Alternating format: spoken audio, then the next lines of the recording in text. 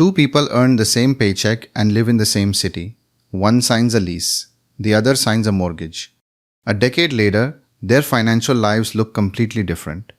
But probably not for the reason you'd expect. This is, for most people, the single largest financial decision of their entire life. Bigger than any car they'll ever buy.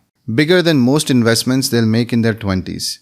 And yet most people make it based on a feeling, not a calculation. That feeling usually sounds like this. Rent is throwing money away. You've heard it 100 times. Here's the problem with it. It assumes a mortgage payment is somehow not throwing money away. It is, just not all of it. A mortgage payment isn't one thing. It's several things stacked together. Principal, interest, taxes, insurance. In the early years of a loan, most of that payment is interest, not equity. You're paying the bank for the privilege of borrowing, not paying yourself. Add property taxes, add homeowners insurance, add HOA fees, if there are any, add closing costs, paid once, upfront, before you've built a single dollar of equity. Only one slice of that monthly payment is actually building something you keep. The rest is the cost of owning. And it looks a lot like rent, it's just labeled differently. Many first-time buyers think the mortgage is the expensive part. In reality, for a lot of homeowners, the biggest financial surprises arrive after the keys are already in their hands. Owning a home means accepting that something will always need attention. One year it's the roof. Another year it's the HVAC system. Then it's the water heater, the foundation, or simply another jump in insurance premiums. None of these costs disappear just because you've made your monthly mortgage payment. That's why comparing rent to a mortgage payment is one of the biggest financial mistakes people make. The real comparison isn't rent versus a mortgage. It's rent versus the total cost of ownership. Property taxes arrive every year, whether the house needs anything or not. Insurance renews year after year, usually at a higher price. And HOA fees, if you have them, never really go away. Then there's the part nobody budgets for correctly. The house itself ages. A roof lasts 20, maybe 25 years. Then it doesn't. An HVAC system runs for 15 years. Then it doesn't. Plumbing, painting, general repairs. These aren't occasional surprises. They're a permanent, recurring line item that never shows up in the mortgage versus rent comparison people run in their heads. Furniture, appliances, unexpected repairs. A burst pipe, a cracked foundation, a dead water heater in the middle of summer. None of it is optional. All of it is ownership.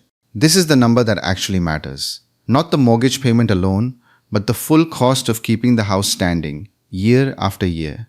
But renting isn't free of trade-offs either. And a fair comparison has to look at both sides honestly.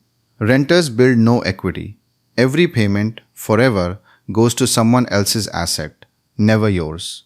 Rent increases, often every year, sometimes sharply, and always at the landlord's discretion, not yours. There's no long-term price lock. A homeowner with a fixed-rate mortgage knows exactly what they'll pay in year 20. A renter has no such guarantee. Moving costs add up over time. Deposits, moving trucks, application fees, the friction of relocating every time a lease ends. There's less stability. A landlord can decide not to renew. A property can be sold out from under a tenant. And ultimately, a renter has no control over the property itself. No say in renovations, no say in who owns it next. No long-term claim on it at all.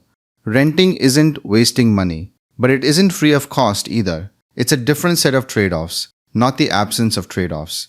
Here's the variable that changes this entire equation more than almost anything else. How long you actually stay. Buy a house and sell it 2 or 3 years later, and the math is usually brutal. Closing costs, agent commissions, moving costs. Those expenses alone can wipe out any equity gained in that shorter window, sometimes leaving the buyer worse off than if they'd simply rented the entire time. But stretch that same purchase to 10, 15, 20 years and the picture changes completely. The upfront transaction costs get spread across far more time. The fixed mortgage payment starts to look cheap compared to a decade of rising rent. Equity has time to actually build. The house doesn't change. The math around it does. Entirely based on one variable. How long you're actually going to stay. Same house, same price, same city. Now change one number, the interest rate, and the entire lifetime cost of that house changes with it. A mortgage at 3% and a mortgage at 7% aren't a small difference. On the same loan amount, That gap can mean paying tens of thousands of dollars more in interest alone, sometimes far more, stretched out over the life of the loan. It changes the monthly payment. It changes what someone can actually afford. It changes whether buying makes sense at all in a given year, completely independent of whether home prices go up or down. This is why the exact same house, bought 2 years apart, can be a completely different financial decision, not because the house changed, but because the cost of borrowing did. A down payment isn't just money spent, it's money redirected, away from everything else it could have done. That same lump sum, instead of sitting in a down payment, could have built an emergency fund deep enough to survive a job loss without panic. It could have funded a business idea that never got started because the cash was tied up in closing costs.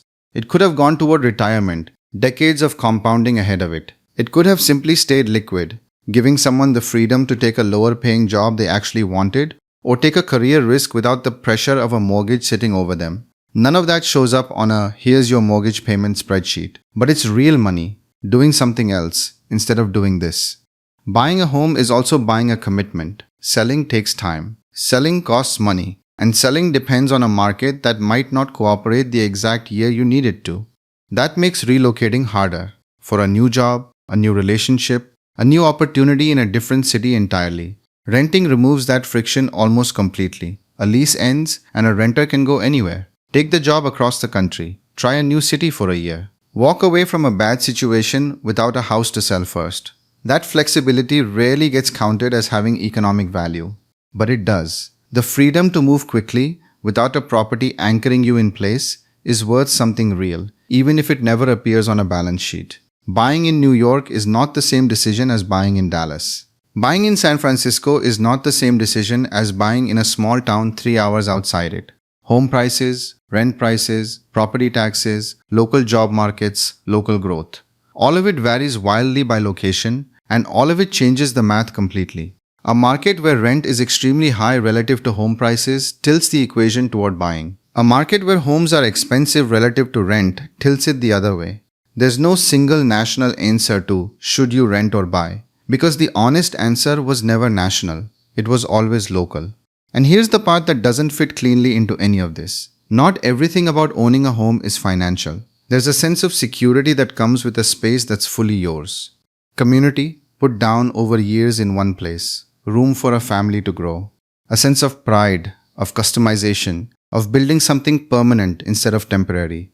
None of that shows up on a spreadsheet. But it's not imaginary either. It's just a different kind of value, one that math alone was never built to measure. So, does renting win or does buying win? Neither. That was never the honest question. The smartest financial decision isn't renting or buying. It's understanding the full cost of both, before assuming either one is automatically the smarter choice. A house can be the best investment you ever make, or it can be the most expensive financial mistake of your life. The difference usually isn't the house itself. It's whether the math actually worked for your situation.